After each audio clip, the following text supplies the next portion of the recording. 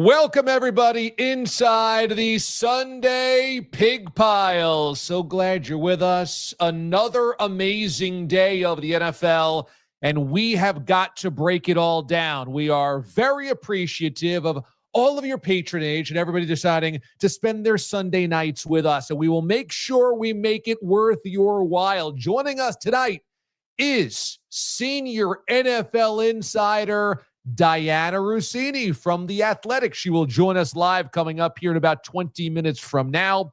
Also, if you were wondering how to get more free stuff out of me, you've come to the right place. We are minting something special called DA's Touchdown Club. You have to be here to understand just what is going on with this coming up a little bit later on in the program, but I guarantee you, you will be excited to see it. You will be excited to make it happen. You will be excited to join this beautiful thing known as the Touchdown Club. I will explain a little bit later on in the program. And as always, your Little Mo laugh of the day. And we are also announcing a brand new executive producer of Watch DA Live. All of that coming up tonight here on the show. As always, send your comments. Get in the comment section on this YouTube channel. Make sure you're on YouTube subscribed, especially if you haven't been there before. You could be watching on Twitter. You could be watching on Instagram Live. But make sure you're getting to YouTube to subscribe. That way you get notified when we go live. And we've got something very special to tell you about going live a little bit later on in the show, as I mentioned. The Broncos walk it off, a 22-19 victory. Bo Nix authors the game-winning drive of the final minute, and the Broncos move to 9-2 and drop the Chiefs to 5-5 on the season. 5 losses already for a team that's been to 3 consecutive Super Bowls and the AFC Championship game in every year that Patrick Mahomes has started. That's a big deal. Obviously, we'll get in there. But first, let's set the table here with your early games as well. It's time for the Furious Five.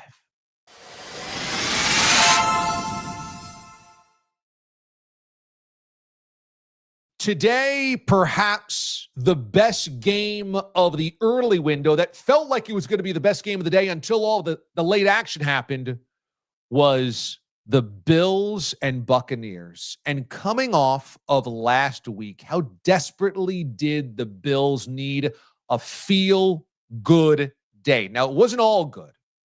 That defense, especially the rush defense, needs a lot of help, a lot of work. And the Bucs had over 200 yards on the ground. But coming off of that Dolphins loss, what this was about was a day to take one of 2 ways with the fork in the road.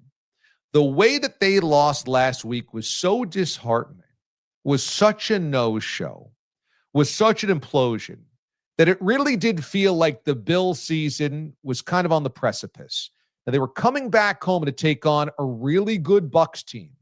And if they lost this game, I think you'd have every reason to say the same old warts, the things that have held the Bills back, might not only be here, but be worse this season. But if they could win this game, it might pop that bubble of doubt that is creeping into so many Western New Yorkers' minds. And I thought, yes, it's not perfect, especially the run defense. And yes, at one point in the fourth quarter, that's a 32-31 Bucs lead.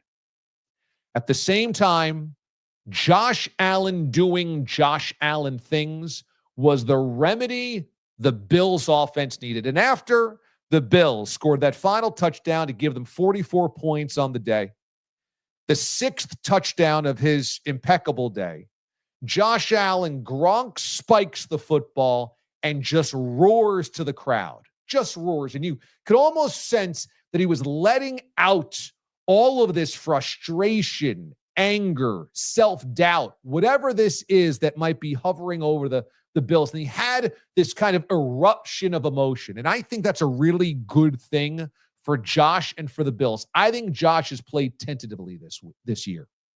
I think there's been perhaps overthinking, perhaps a worry about the defense, perhaps worry about the pressures, perhaps worries about his targets. I mean, they sat Keon Coleman today. That's a coach's decision because he missed a meeting on Friday. Whatever that was, today has an opportunity to remind the Bills internally, we can beat really good teams. The Bills this season have not had a smooth sail, but they've beaten the Ravens, the Chiefs, and now the Bucs. That's 3 good wins. 3 good wins. Now, 3 wins, all at home, and they might not have a home game in the playoffs if the Patriots win the division. But I think this was a real moment in the season where the Bills had to decide who they are. Were they going to show up and show out, or were they going to meekly kind of crawl back and lose another game and really break the hearts of their fans? And they chose to show out offensively. Cook had a big game. The receivers they spread the wealth, and Josh Allen was Josh. He wasn't perfect either. Bad pick early, another interception, the 4th down deflection. But ultimately, I thought that was a super important day for the Bills to remain in the hunt for an AFC championship. Otherwise, in the NFL's early window, I don't think this is going to get a lot of run, but let's talk about the Carolina Panthers. That's right. Not a lot of you are talking about the Carolina Panthers right now, and not many people nationally will talk about the Carolina Panthers tomorrow. But that's why I'm here, because as we all know, I'm the Robin Hood of sports talk. I take from the rich, the big market teams, those that get all the attention, and I give to the poor. And that's what I'm doing right now, because Dave Canales was a 1-year offensive coordinator. He had never had any head coaching experience. And today, the Carolina Panthers are 6-5 in the NFC playoff picture, and Bryce Young just threw for 448 and 3 touchdowns with no picks. Certainly wasn't the perfect day. He was sacked 5 times. It took overtime to beat the Falcons, and the Panthers had fallen behind early. But to put together the second half comeback, to put together the game-winning drive at overtime, and to throw for nearly 450 yards, this much should be said. Dave Canales saved Bryce Young's career. And Dave Canales saved David Tepper from more embarrassment. And Dave Canales saved this franchise from another spiraling the drain dysfunctional outfit. They are above 500 in mid-November. Who would have thought?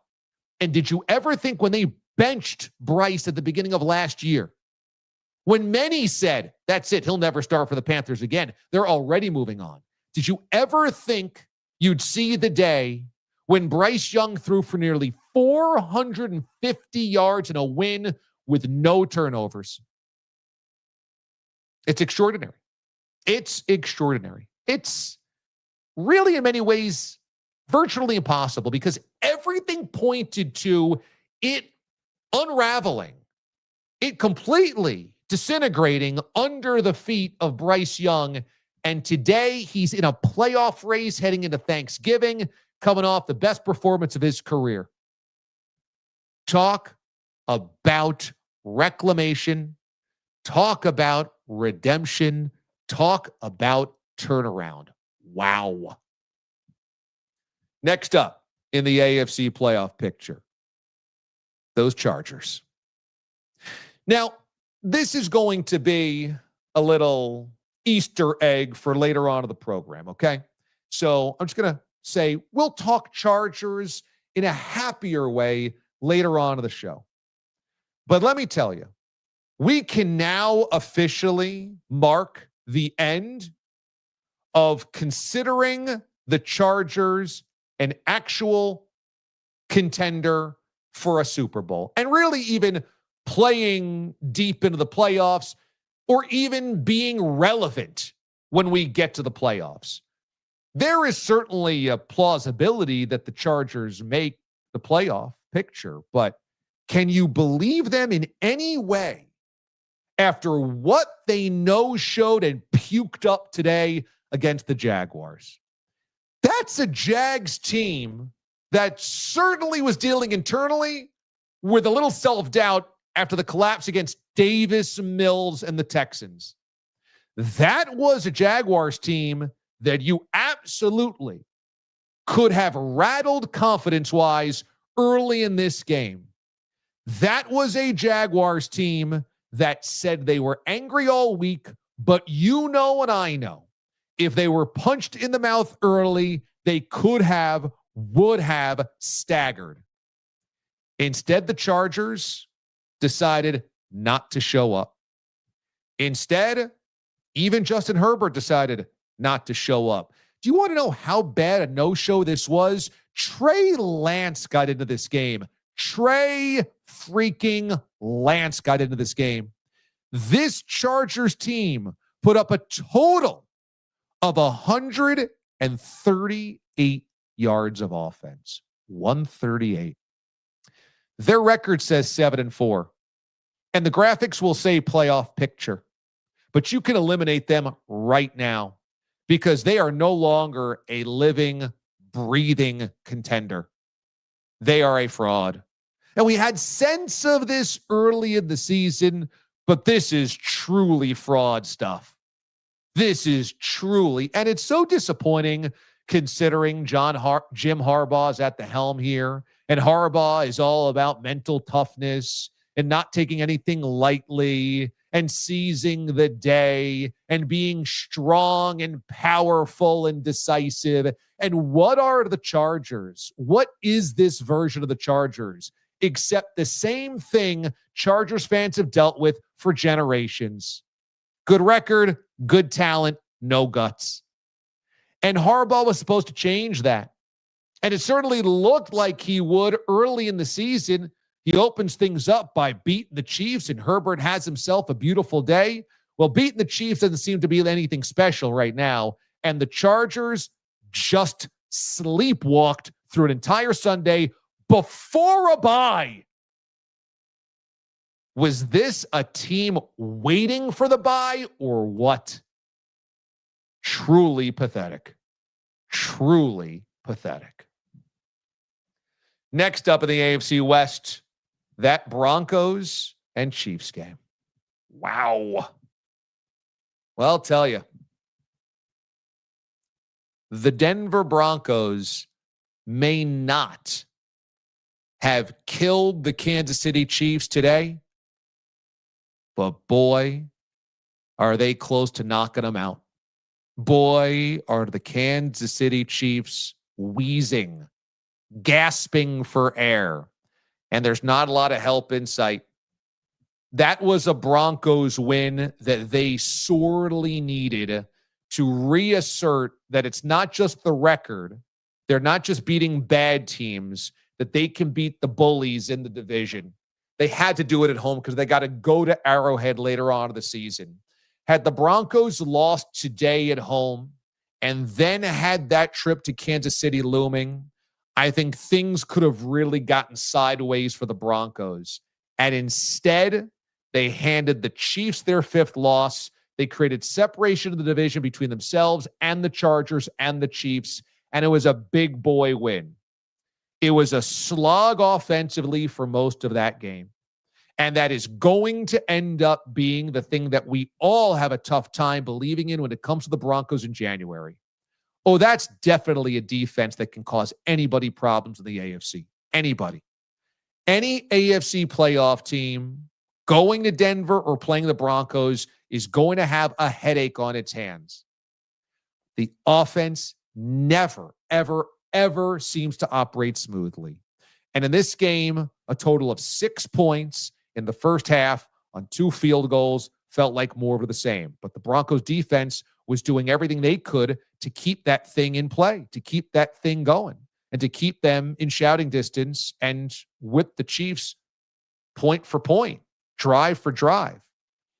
But what was important here was when this is a tie game, in fact, when this is a 3-point lead for the Chiefs, Broncos get the ball and they end up kicking that tying field goal. And then when they needed to go and get the game-winning points, they went on a 10-play, 58-yard drive to kick the game winner. And it was that big 32-yard pass to Franklin from Nix that sets it up. And that's the throw we need to see from Bo Nix. And those are the guts we need to see from the Broncos. And that's a defense that just kept it a rock fight until its offense could make the play or plays. And that was supremely important. If you are a squad, or if you are a fan of a squad that just doesn't want to see the Chiefs back in this playoff picture, the Broncos did you an incredible favor today because they handed the Chiefs their 5th loss, and that's a big deal when it comes to the standings. This is what it's looking like right now in the AFC.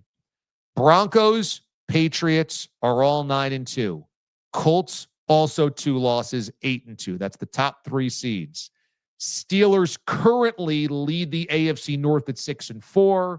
We saw Aaron Rodgers depart that game, and the Ravens pull to 5-5 with the dramatic win against the Browns. Not a great game, but a win is a win.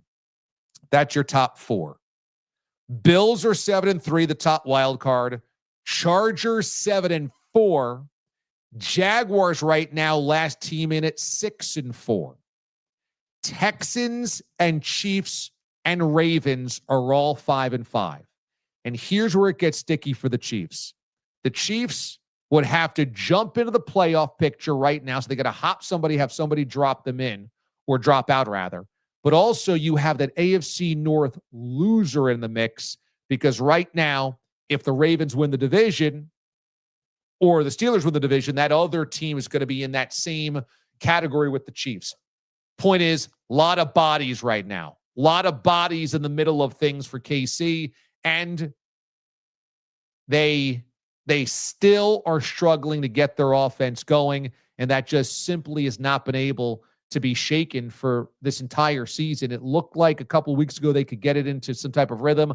Again today, they fell into that problem. They fell into that problem against the Bills. They just seem to consistently stub their toe or be inconsistent when it comes to execution and offense, no matter who they have out there.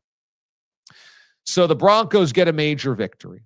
And now finally, the other fun game as we talked about late. Now that Rams-Seahawks game was fantastic. It really was. And I wish we had more time to get into Rams and Seahawks. I'll do a lot on that tomorrow morning on my SiriusXM show, which is at 6 a.m. Eastern time, Monday through Friday, channel 82 on Mad Dog Sports Radio. But I just want to talk about this Ravens squad. The Ravens were 1-5 and now are at 500. And they had little to no room for error when they were 1-5. And they have clawed their way back to 500 with wins over the Bears, Dolphins, Vikings, Browns. Bears feel like a playoff team. Last 3 teams definitely don't. But it just takes getting dubs in the win column. And there's more dubs to be had. This Ravens team has the Jets coming up next and the Bengals after that on Sunday Night Football. They should be 7-5. Then they have their first of 2 against the Steelers, and they get the Steelers at home. If they can beat the Steelers at home, they'd move to 8-5. After that, at the Bengals. Now, who knows? Maybe Joe Burrow is back. But you are 8-5 going into the final month of the season if you can beat the Steelers at home with these 4 teams. At Cincy, home to Patriots, at Green Bay, at Pittsburgh. None of those are easy, assuming that Joe Burrow's playing, but none of those are easy. But it is astounding that the Ravens are right back into the thick of things. And part of that is that the Steelers have considerably come back down to earth. And now you have the injury also to Aaron Rodgers, non-throwing hand to look at. So if I am the Steelers, I'm very worried about this because the Ravens have a season. Lamar is healthy. Derrick Henry ripping off some big runs tonight. And even though it was ugly, that Browns defense tends to make it ugly. The Ravens have somehow found a way to poke their head right back into this divisional race. And if they get to the playoffs, again, it's a group of people, a group of teams, I should say, that are all kind of jumbled up in a snow globe. You shake it up, who's going to beat who? Ravens, Chargers, Broncos, Colts, Bills, Steelers, Jaguars, Patriots. All of these teams could lose to any of the other teams, which will make the AFC playoff race, if the Chiefs don't make it, a crazy, wide open field for somebody to finally break through, for somebody finally to get through a gamut that has always been Chiefs, and it takes everything you got and more to finally knock them off. Makes for a wild, wild AFC playoff picture. So that's the goods from today, and definitely want to get your comments in here. So make sure you are fire. It looks like we got some great comments coming in, which I absolutely love. And we're going to get to plenty of those coming up here later on in the show. And I will also tell you that you got to make sure you're subscribed to this channel. For those in the chat right now on YouTube, you probably are, but make sure you just click on that subscribe button, okay? Because it's going to be very important for you to be subscribed to this channel as we come toward the holidays. I'm going to tell you that. Because I got giveaways galore, and I got a biggie. I got a real big one that I'm going to get to a little bit later on in the show. But it's a big giveaway. Santo Tequila, of course, is our title sponsor here. And all of our guests receive a bottle of Santo Tequila. Well, Santo, and I mentioned this early in the season, was kind enough to gift us a pretty massive gift, okay? Pretty massive. So I highly encourage you, because you got to be subscribed to the channel to win the gift, to win the prize. And this is going to be an end of the season prize. So make sure you are subscribed right here. Click on the button. Make sure you are subbed and you are in for the Santo Tequila major giveaway. All right. If you're watching on Instagram Live, if you're watching on Twitter right now, make sure you're also getting to the YouTube channel and make sure you are subscribed. That way you are eligible for the giveaway. Well, it's been a while, been a minute, as they might say, since our next guest has been here on the show. But she's an incredible friend. She's joined me on the radio show, and everybody always loves when she jumps on this show as well, because you guys know you're getting the best insight, the best information, and she's got sources everywhere. So you know we get the good stuff when she joins us. Let's give a raving round of applause for our friend, Dianna Russini.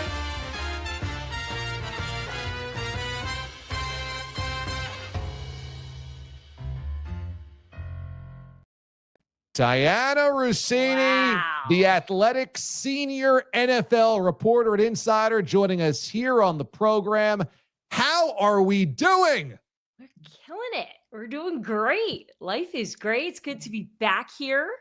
You're right. We haven't talked in a while, but I always appreciate all the support, the love. I know you like to read this stuff on The Athletic, which is great to hear. Football's a weird year, man. This is a weird season. Anyone could win this thing. So it makes doing this job so much more fun than the regular years where you kind of just know who's going to win, you know? Like I have no idea right now. I really have no idea. Tell me about that mesh jersey before we go any further. You like it? So I do. Estee Lauder. Is that what number is that? Is that a team or a player? it's 57, so I guess Nick Bosa, you know.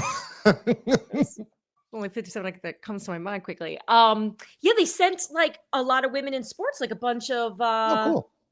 a bunch of makeup and this really cool jersey. And it's cool because I can wear it because it's not a team. So yeah. So shout out Estee Lauder. Are there, shout out Estee Lauder, looks great. Are there teams around the AFC that are pretty pumped up because it looks like the Chiefs are very beatable and might miss the playoffs? Look, the fact that the Kansas City Chiefs, if the playoffs started right now, would not even be in the playoffs. Yet I think BetMGM had them as winning the Super Bowl.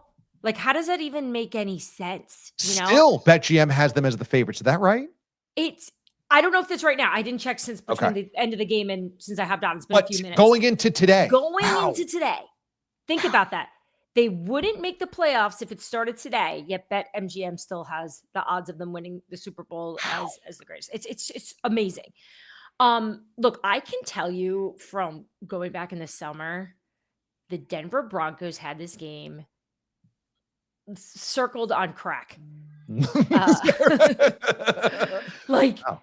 who's even thinking about these games in the summer, right? Like, you're just trying to figure out what you are, where you guys, need to improve. They were already talking about this, and I think it's because they had such a good shot at winning it last year that they knew they were so close to beating the Chiefs. And look, the Denver Broncos don't lack confidence, even going back to the summer. So the fact that they were able to take them down, and look, I still don't even think the Denver Broncos are that good. And I know that's rude to say because they're winning, right? Like, they are winning. But it's the form in which they're winning, the fashion in which they're doing it. I'm still uncertain about where Bo Nix is at. I expected him to be better at this point in the season. And obviously you compare him to the rest of the quarterbacks in their second year, he's behind. You had some really interesting tidbits in today's column at The Athletic. Okay, so I want to go through some of those. Yeah, let's do it. This week, Bill Belichick says, I'm just focused on UNC. You wrote a piece about whether there was really mutual interest or not. Both sides seem to be cold on this. It's not going to happen. Was this more that the Giants were no longer interested in Bill Belichick or just not interested, or was this Bill actually not interested in the Giants? It's so annoying to the audience and to fans, but the Giants not having interest in Bill Belichick was known for a while, even going back to last year. And just maybe a little too inside baseball here, but when I write the column that you're talking about, I usually do it on Friday nights. So I already wrote that the Giants had no interest in Bill Belichick before Bill Belichick put out the statement. Right. So then he puts out the statement. I'm like, how do you know I was going to report that? Like, it was just like, what the heck? Yeah, look, I think there's kind of like two sides to this. You've got the Belichick situation. They know they're not getting any.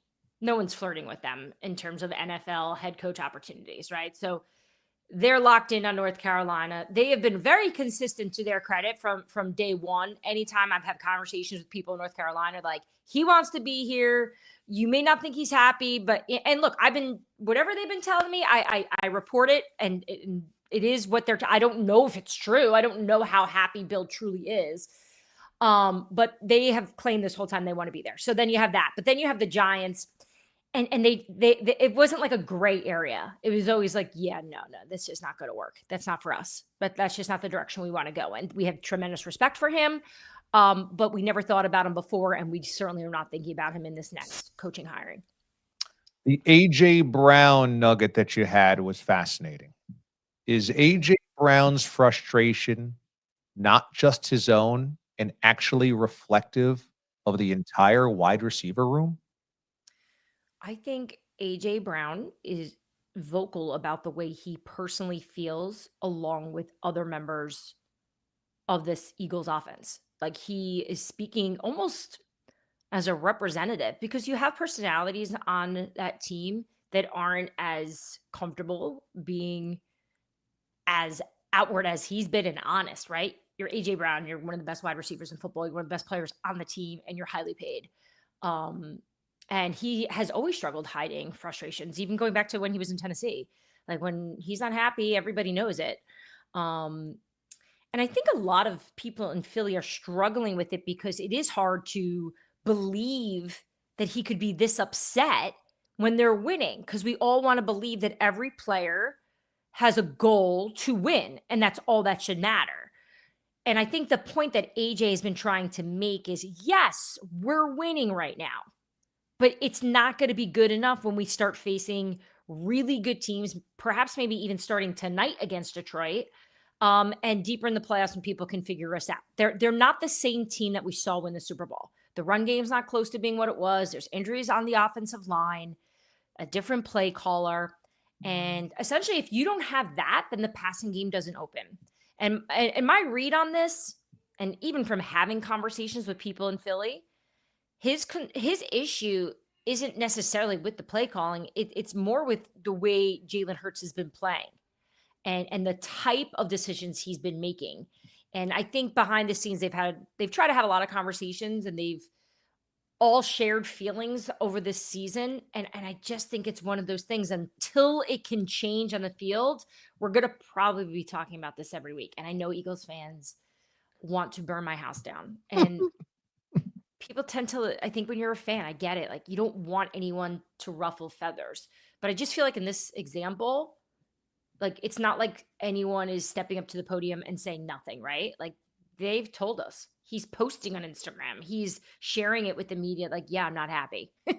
Right? Like, it's not very hard to figure out. And then, just talking to people there for the last season and even going back to last year. It's unfortunately one of those things that's just, it's a secret, but it's really not a secret anymore.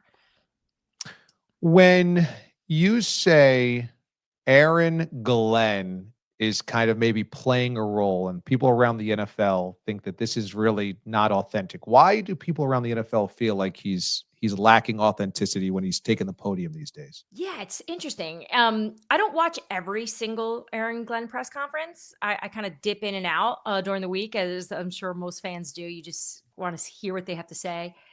And anytime I've covered Detroit in the past, his personality, and this isn't just my own opinion, this is people that have been around him, players, coaches, other media.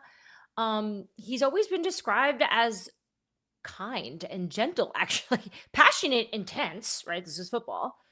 But I think sometimes when people get in these head coaching positions, they feel that they need to be a certain way. And combative tends to be the way a lot of coaches do it the first time around, right? Because they think throwing punches is a way to garner respect and is a way to set an attitude of, this is who I am and you're not going to push us around and we're the tough Jets.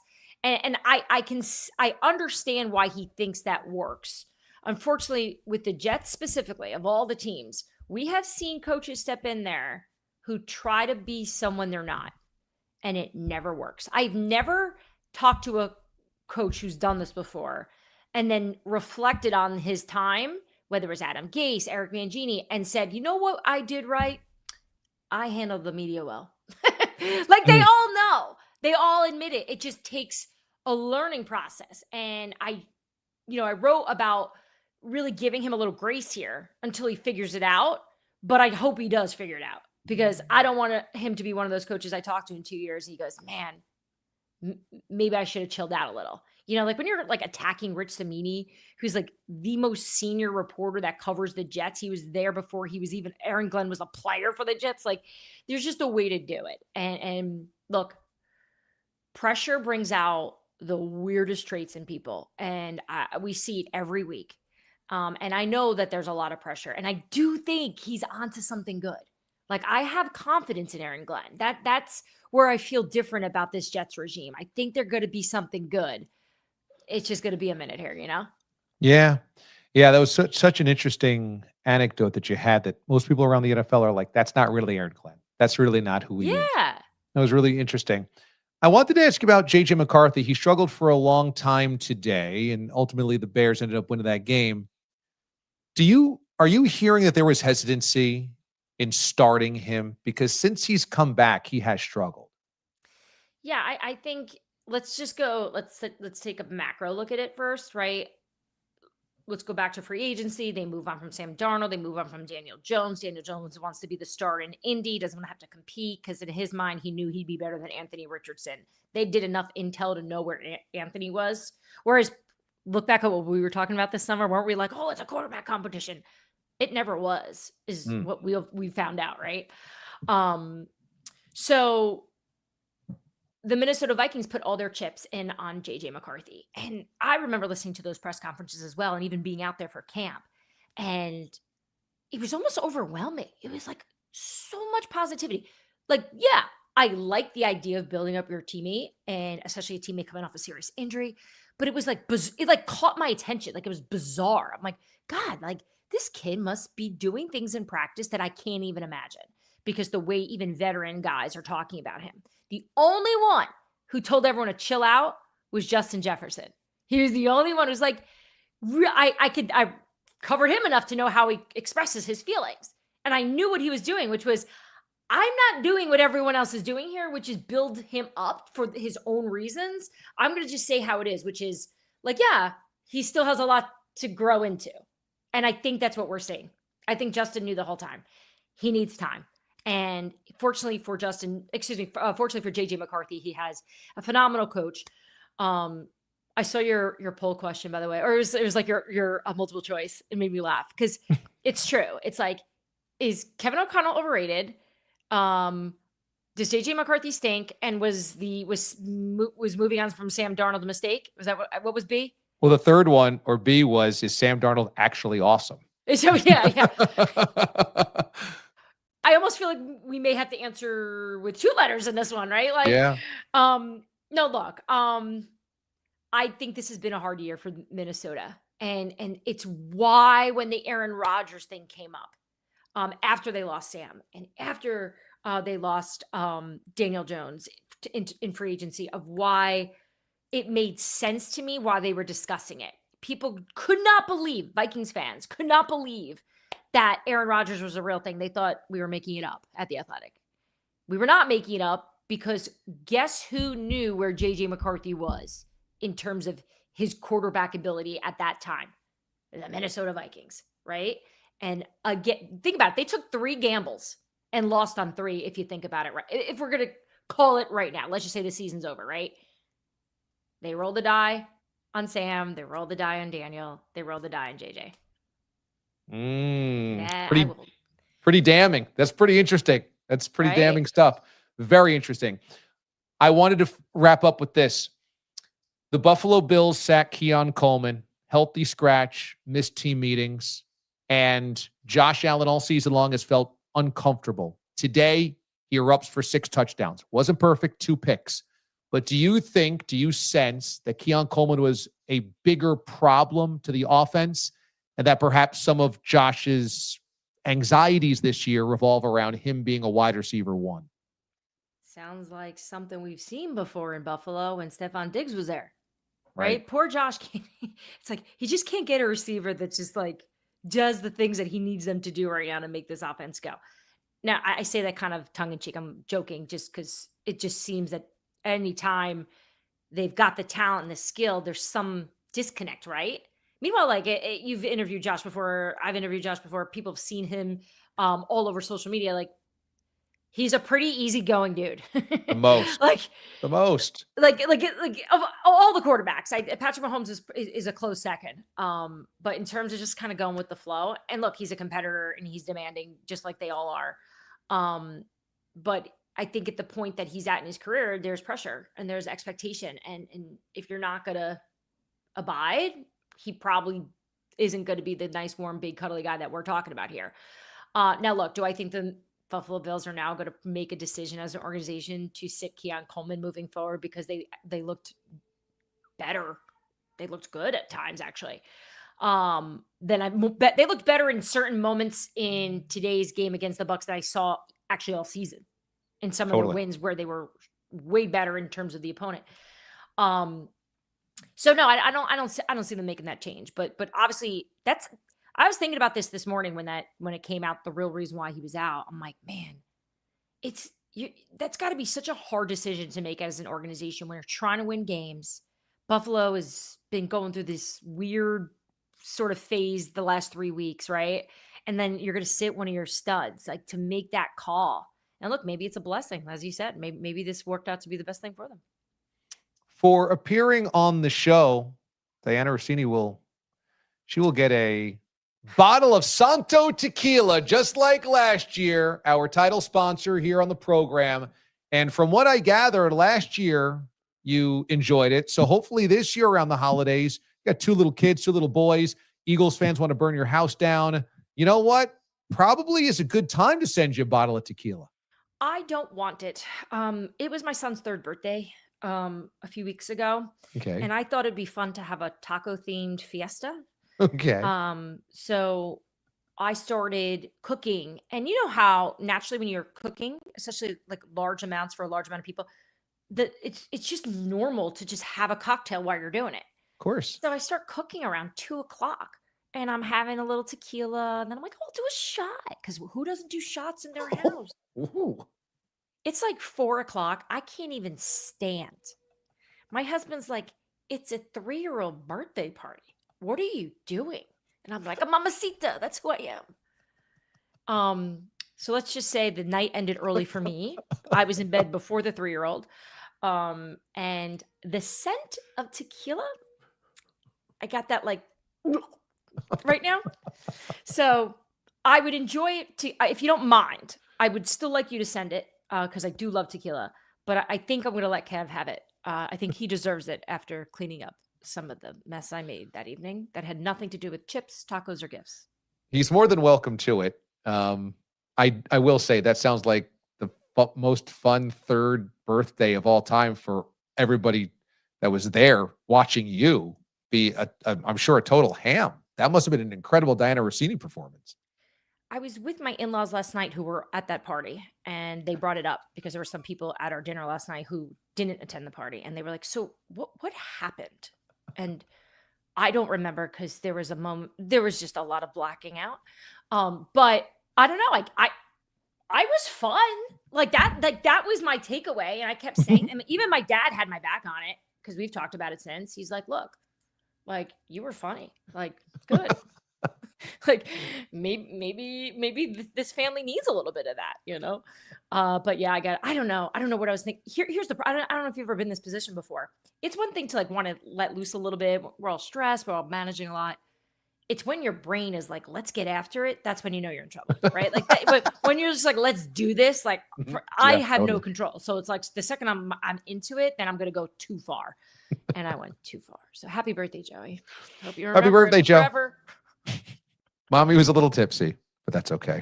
She was a lot of fun. We brought back a camcorder. So we do camcorder now. We don't do the phone. Ooh, wow. So old school. We don't watch them though, because we want to like pick a day in like a couple of years and watch them. So we have tons, and my family loves the camcorders when everyone's a little tipsy. So can't wait for that one. Can't wait for that one in 2037. Yeah, right. So look at mommy. All right, Dianna Russini from The Athletic. Check out Dianna's work at The Athletic. Subscribe. I love it. You get deep dive on every single team, all these great stories, every league, every sport team, every sports story, rather. It's all over at The Athletic. I absolutely love it. Definitely subscribe, especially for Dianna's columns weekly and all of her inside information. Dianna, as always, love you. Appreciate you joining us tonight. I love you too. Bye, guys. Thank you so much. Okay, see ya. Dianna Russini joining us this evening. And I got to say, it's always good to get after it a little bit at your own 3rd birthday party, or your kid's 3rd birthday party, I should say. So that was very, very funny. And good stuff, as always, to have Dianna join us here on the show. It is always a pleasure to have her join here on the program. So I promise you this, I got to get to it. We are leveling up our memberships here on the show. Okay. We are leveling up the memberships, and this is very, very cool. And I am very excited about this. If you are a member of the program, of the YouTube channel, rather, you don't have to do anything. Okay. You don't have to do anything. But if you're not, I've got something that I think is going to be exciting for you. And it is rebranded DA's Touchdown Club. okay? And I think you guys are going to get a kick out of what this means for everybody involved. I think that this is a really cool idea that I'm very excited about, and I have a lot of pride in what we're going to be doing here on the show. What we're doing is we're making the Touchdown Club a members-only lodge, if you will, where I am giving away badass, amazing vintage sports memorabilia. That's right. And this is getting me personally very excited. There will still be exclusive videos. There will still be Ask DA Anything's live chats. But now, monthly, during those live chats, I'm giving away really cool stuff. And we're going to put pressure on me to find cool stuff. And you guys can do that. So here's the bit. For the low price of $3.99 a month, that's nothing. $3.99 a month is less than a chicken sandwich. $3.99 a month is less than your coffee.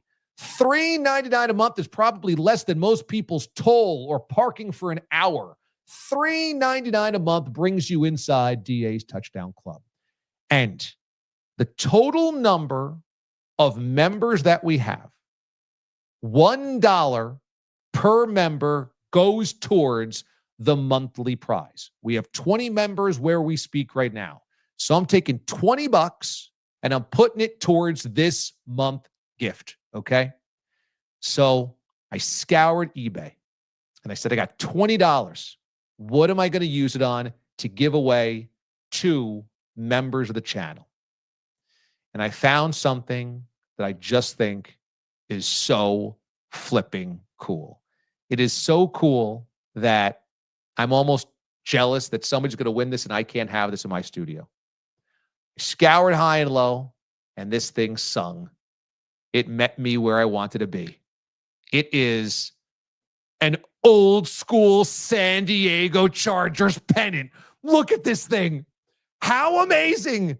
The old lightning bolt, the 80s font, San Diego instead of Los Angeles, and right there, the low price of $20. So guess what? I bid on it, and I won it. And this is being shipped to my house right now. That's right. It's in transit.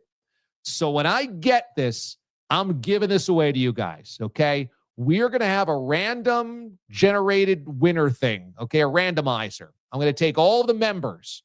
I'm going to put them in the generator, the randomizer. We're going to spin that wheel and give it away, and I'm sending it to you. And that's what we're doing every single month. And so if tonight we add 10 members, next month's gift, next month's prize is $30. If we add 20 members, it's $40, and on and on and on and on it goes. So I'm looking for you guys to apply the pressure because the more members, the cooler stuff we can get. And I'm pretty fired up to be scouring eBay for amazing old school vintage sports memorabilia. It could be pennants. It could be posters. It could be shirts. It could be sweatshirts. It could be starter jackets. It could be Zubaz. It could be bobbleheads. It could be anything. And by the way, if you see something cool on eBay and you're like, DA, this needs to be this month's prize or next month's prize, send it to me. I'm all ears. I am very fired up to give this thing away. And like I said, I'm just jealous that it won't be on my wall because an old school NFL pennant, as you know, is right up my alley. So how do you do it? DA, how can I become a member of the Touchdown Club? By the way, you're not just in it for the prizes. You're in it because there's exclusive videos. There's members-only videos. There's members-only live chats where you get to ask me anything. And you get a permanent discount on all DA merchandise at the merch store. So it's pretty amazing on itself. Plus, you get the use of all these personalized emojis, all the custom emojis in the live chats. And you get that badge, which you will see up and down in the chats. The green DA face, the orange DA face, those are loyalty badges based on how long you've been a member. So you get all of that on top of it. But you'll look up top above me and it says member there, right? So that's, or it says join, I think. So just click join and that's where you can get a hold of the membership tab, okay? And that's how you get involved. And you know what? You try it out for a month. If you like it, great. And if not, it's 1 month. It's $4. It's no problem. You cancel it. No big deal. But the thing that I love is honestly giving away cool stuff. That's what, and building the family, building the club. And so this was a really cool way to do it. And I'm very excited about doing that. So the DA Touchdown Club is ready to roll. Become a member by joining. And this month, what we're going to do, let me just look up what date we're going to do. We're going to do it 2 Tuesdays from now. So the Tuesday before Thanksgiving. Okay. So that's the 25th. That's when we will do the giveaway, because I don't know if I'm going to have it for this Tuesday. I don't know when I'm going to get it this week. So I want to make sure that I get it and we're ready to go. So Tuesday, November 25th, Tuesday before Thanksgiving is when we will do the live chat for this month and give away the badass San Diego Chargers pennant. All right. So there you go. So you have a little bit of time to join. If you don't want to do it tonight, you have time this week and then up until Tuesday to get involved. That's the first part. The second part is, like I said, just subscribe to this channel. Make sure you're subscribed and tell other people to subscribe and become a member as well. But because we have this incredible gift to give away from Santo Tequila, I just want to pull it up. I don't know if I can get the picture up because what we use, our platform. If you're watching on Instagram right now, you know that when we had Dianna up, it kind of chopped off our faces. And then before that with graphics, that platform, we're using a platform that does that formatting, and I can't really control that. And part of that is why I can't pull up a picture right now.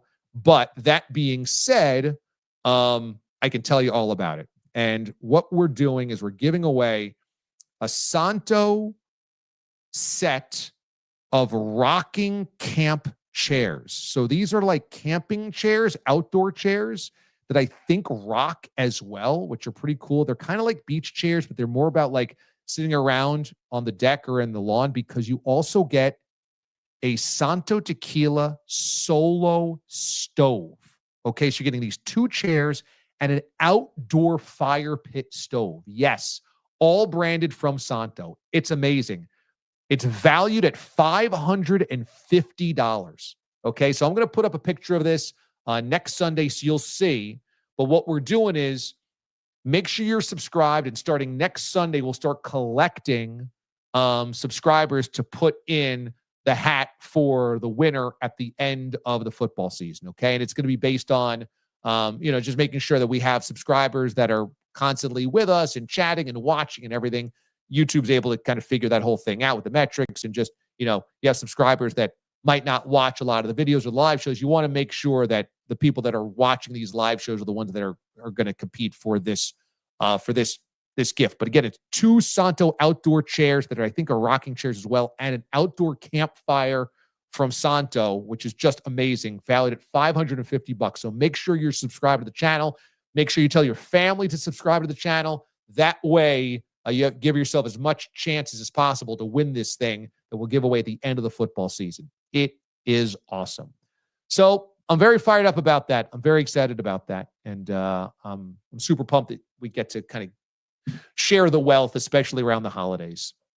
Also, December 2nd is going to be 3 Tuesdays from now, 3 Tuesdays. So not this Tuesday, not the next Tuesday, but the following Tuesday. That is the 5-year anniversary of Little Mo having a street named after him in Baltimore. We'll do the Little Mo laugh of the day coming up here in a little bit. And at that moment, I'll tell you why that date's important, because we're going to do something really special on that date, December the 2nd. Okay. So hang around for that. Okay. So here's the deal. We have comments to get to because you guys have flooded the market. And so let me get to all of the comments that you guys have sent in. And like I said, I'm looking at the live stream right now. Randy Trask, as always, has some amazing use of emojis. Not only a D-alien and a heart and a trophy, but also I'm seeing Wonka DA and Stun to a News, and we have Fisher the Clown and Rosie the Cat and Making Tacos. And Morty D'Souza and Bears with Tails and Cinnamon Berry. So I absolutely love it. All you guys are sending great emojis. I love seeing it. You make the chats alive and fun and colorful, and you guys are fantastic, and it makes my Sunday night. Okay, let's get to the comments. This is from Matt, who says, death, taxes, and the Chargers chargering as only they can. It is true, Matt. It is true. Somehow they took a talented team going into a rest week and rested the week before the rest week. They took a bye this week before their bye next week. And that's why you simply cannot trust them in the playoffs yet again. Matt says, Bryce's size still worries me, but damn, tip of the cap today. Yeah, 450 yards passing. He is on the smaller side, no doubt. It looks like he can't, take a big hit without feeling it for 2 weeks. At the same time, you got to give him credit because that team is actually winning football games and in the playoff race. Who could have thought that? Matt says, that's the third Matt in a row. Canales is kind of a wiener. The team is a bit improved this year. Low bar to clear, but I'm still not buying Bryce or Canales. I like the use of wiener here. He definitely does seem like a bit of a wiener. At the same time, he saved the franchise from more implosion under one of the worst owners in professional sports, and they're 6-5. And he saved their number one draft pick quarterback. Pretty good. Enrico Dowdle, by the way. How about that? Delta 9 Brian. I know Canales is a good guy, just needs to work on the defense. No reason for Bryce to have had that good of a game and had to win by the skinny tin teeth in overtime. That is a Mad Dog Christopher Russo reference that we had on our show on Mad Dog Sports Radio the other day. Skinny tin teeth, as Doggy would say. Didn't have the Chiefs and Texans with the same record in mid-November on my bingo card of this year. I mean, how outrageous is this? And not only, how about the Panthers have a better record than the Chiefs? I mean, it is outrageous that we already have 5 losses for the Chiefs. And, I talked about this before the season. The curse of losing the Super Bowl is real, especially when you've been to 3 straight. There's an exhaustion that happens, and you need a reset year. And I think the Chiefs, this is what they're getting. By the way, they're 5-5. They get the Colts next. One of the best teams in football, at least by record. Later on in the year, they've got the Broncos at home. Those are 2 games that are tough. The good news for the Chiefs is they've got some winnable games at Dallas, home to the Texans, home to the Chargers, at the Titans, at the Raiders. Then again, I guess you can't count any wins this year, but I do think the Chiefs end up at 10-7. They're 5-5 now. I think they end up at 5-2 the rest of the way, but I don't know if 10-7 makes the playoffs. That's the situation. Next up is Colin, who says, won't count the Chiefs out until it's mathematically impossible, but it's going to be a tough road. Yeah, exactly. You could never say that the Chiefs are dead until they're mathematically eliminated, but 5-5 is really rough. Now you not only need to win a lot of games, but also you need some help. El Capo, I often say the real Browns versus the fraud Browns. Yeah, well, today that was a good defense, and Shador gets in, and I'm not sure that Shador gives his defenders much ammo there. And there's so many people that think that he's been sat or benched because of politics. And frankly, I think what we saw today is he's a guy that probably just isn't ready for the job. Russini is awesome. She really is. I've known Russini for a long time, dating back to her early ESPN days. In fact, she joined me on an episode of the PGP, I believe, back when we were doing kind of celebrity interviews. We did an interview about Washington football dysfunction, Dan Snyder, I think, maybe RG3 stuff when she was working in DC, even before she got the ESPN job. So I've known Dianna now for 10 years or so. And every time she comes on, she's just as phenomenal. What a great source for so much good NFL knowledge. Randy says, crazy NFL this year. The difference between 9-2 and 5-5 doesn't feel like a 4-game difference. Yeah, it's true. I like I said, you're going to have an AFC playoff picture, and that's why it's very important if you're a Chiefs fatigue person that the Chiefs just don't get in, because I do not think there's going to be a game in the playoffs where you say there's no chance this team can win. Not in the AFC playoffs. Because let's just say the Chiefs are the last team in, and let's just say, I don't know, the Colts are the 1 seed. Neutral site, do you really believe that the Chiefs can't win that game? I guess we'll learn some next week when they play. But let's say, It's Patriots, Ravens. It's Colts, Bills.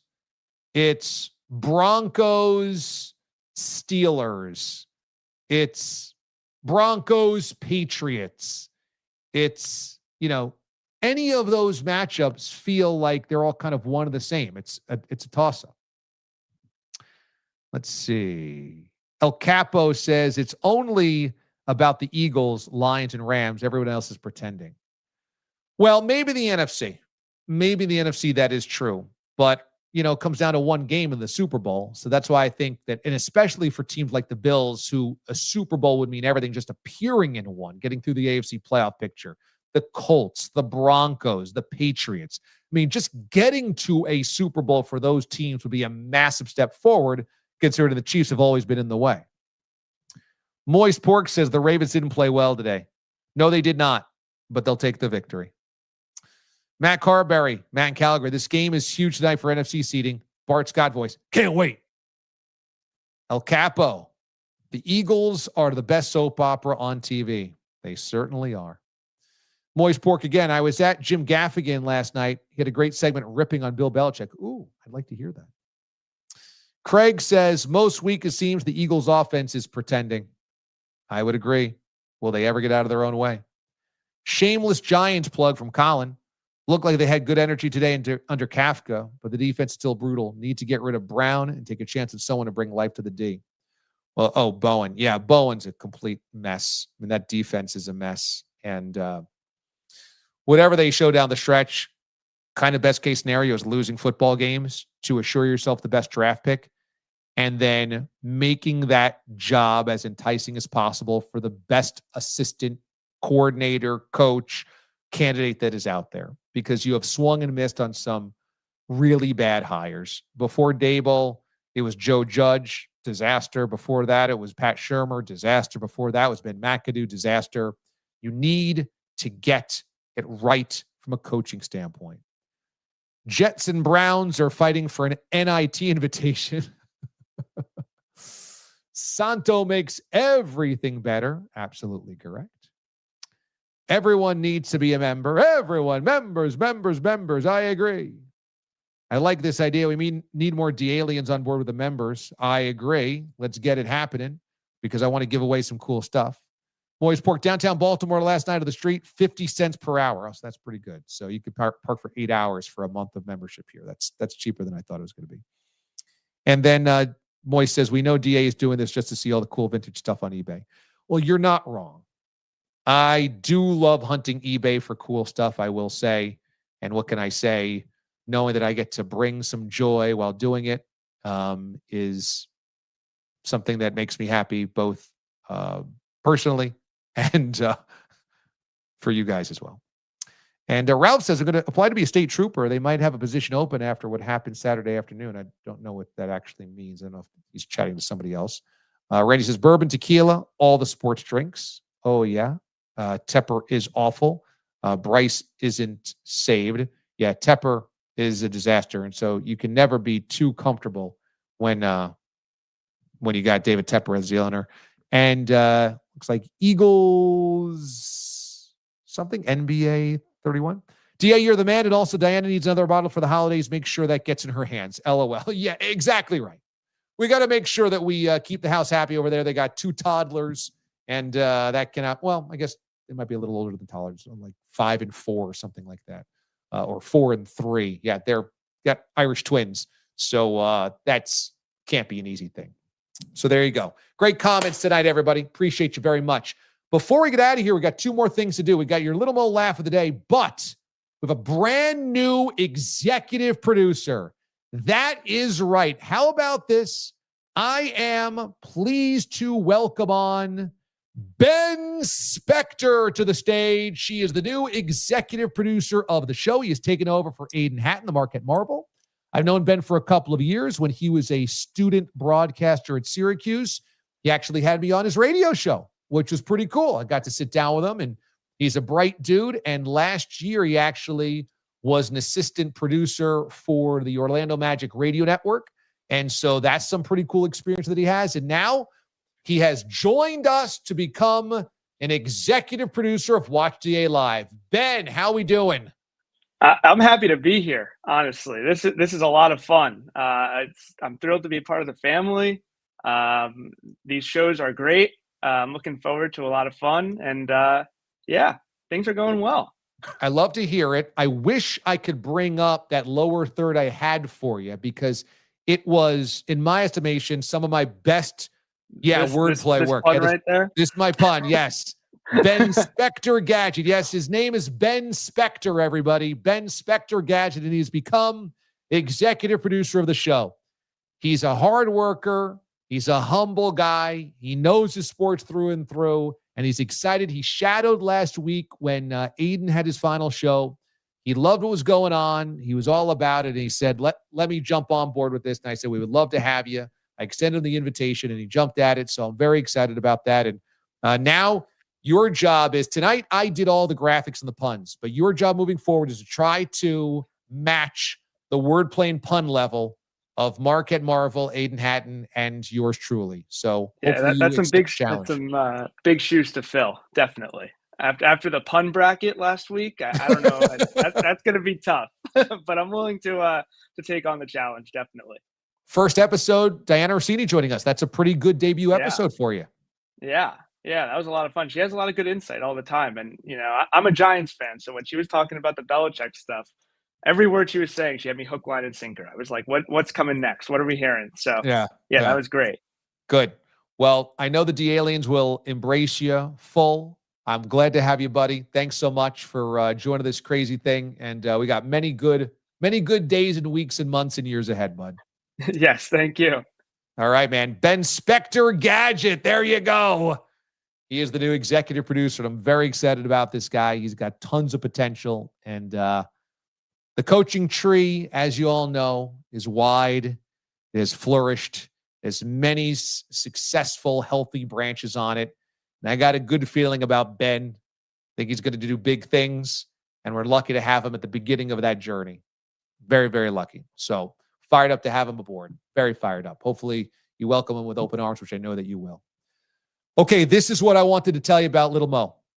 I was going through some YouTube analytics and getting some data on the channel and brainstorming some things. Like I said, the DA Touchdown Club and some other things that we can do here. And I came across my video of when I went down to Baltimore and remembered Little Mo. And I did this in 2020. Mo had passed away that summer.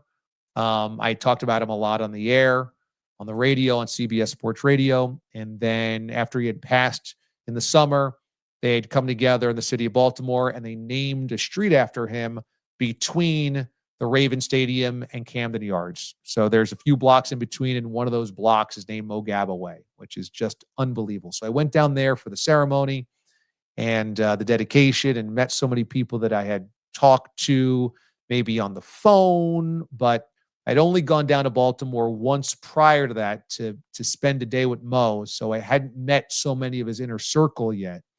So I had a chance to do that. And I put together this piece, and it was December 2nd, 2020, when they dedicated the street. And for those that don't know, Mo was a caller to my radio show when I was doing overnights and evenings on CBS Sports Radio. And he would call in as Mo from Baltimore, Little Mo in Baltimore. And he just loved the Ravens and loved the Orioles. And he was a shining light, and he had this infectious laugh, and he was so joyous and happy. And he was just a little kid that would call us. And we did not know that he was incredibly sick that entire time. He had battled cancer from the time he was 6 months old.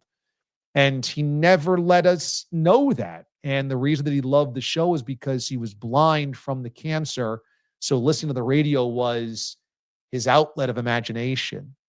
And listening to the radio was the theater of the mind. And he loved the show because it was colorful and character-based, and we connected the mothership and all these inside jokes. And he was just pure joy.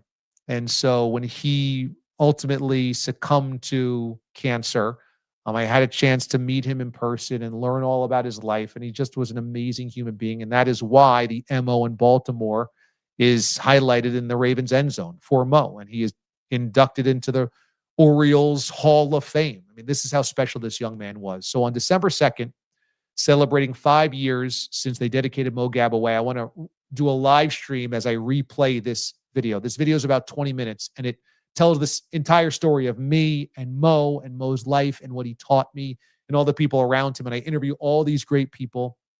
And I was weeping at the end of this video. I was openly crying. And it's because he means so much to me, and I got to relive his magic. And I just want to share that with everybody. And December 2nd is 5 years since Mo Gabaway was a thing, and I want to replay this. So we will go live the Tuesday before Thanksgiving to give away the first DA Touchdown Club prize and do a live chat, and you can ask me anything in that live chat. But then the following week, December 2nd, everybody's going to be invited. It's not just members. Everybody's invited, and I will replay the entire video. We can watch it together, and I'll answer any and all questions. It may be something you want to bring your family to, perhaps your kids. Obviously, it's sad in many ways, but it's really enlightening, and there's so many lessons to Mo. And who knows, I might cry then too, but it's okay because I'm amongst friends. I love you guys. And I just think today and this era, everybody is angry and everybody's at each other's throats and everybody is negative and cynical. And Mo just cuts through all of that and makes you realize life is beautiful and people are beautiful and beautiful things are happening every single day. And I just want to play this and watch it together like a screening to honor him, really, and to spread the love. So that's going to be Tuesday night, December 2nd. Come with me. Everybody is invited. It's going to be open to everybody, and I hope to see you there. So on that note, Mo's laugh was the best. And so we always end the show with the Little Mo laugh of the day. What would Mo be laughing at today? And I think Mo would be laughing at this guy's jersey. In Spain today, Dolphins and Commanders, one young man was wearing a Josh Rosen jersey. That's right. This was tweeted out by NFL Network's Cameron Wolf, who was covering the game. How quickly did you have to buy a Josh Rosen Dolphins jersey? Remember, Rosen was not drafted by the Dolphins. He was drafted by the Cardinals.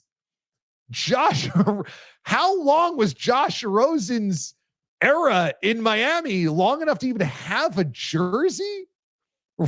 Rosen got 3 starts in Miami. He went 0-3. He only played in 6 games in Miami. Can you believe Josh Rosen, with 6 games played and 3 starts, had a jersey? If this guy had it made, biggest Josh Rosen fan ever. So you got to give this kid credit. And that is the beauty of the international game. You never know what jerseys you're going to find. Just unbelievable. Okay, that's going to wrap it up for the show. Thanks to executive producer Ben Spector. Thanks to Dianna Russini, your athletic insider. And thanks all you guys for joining me here on the show tonight. We had really good numbers tonight. The traffic was tremendous. We had viewers from all different platforms. Sorry for those that have been watching on Instagram Live and had my chin or my head cut off or whatever. That's just the way that formats a vertical video. Unfortunately, they got to work out the kinks. That's not on us. But hopefully you enjoyed it. Make sure you're subscribed to the channel. That way you are eligible for the huge prize from Santo at the end of the season. And make sure you become a member of DA's Touchdown Club so that you can collect cool vintage sports gear and memorabilia from yours truly. All right, that's going to do it. Have a wonderful Sunday night, everybody. Enjoy Sunday Night Football. I will see you tomorrow morning on SiriusXM at Channel 82, Mad Dog Sports Radio with Babs the Gang. I will see you then. Until then, be good and be good to one another. I'm DA, the Digital Mothership.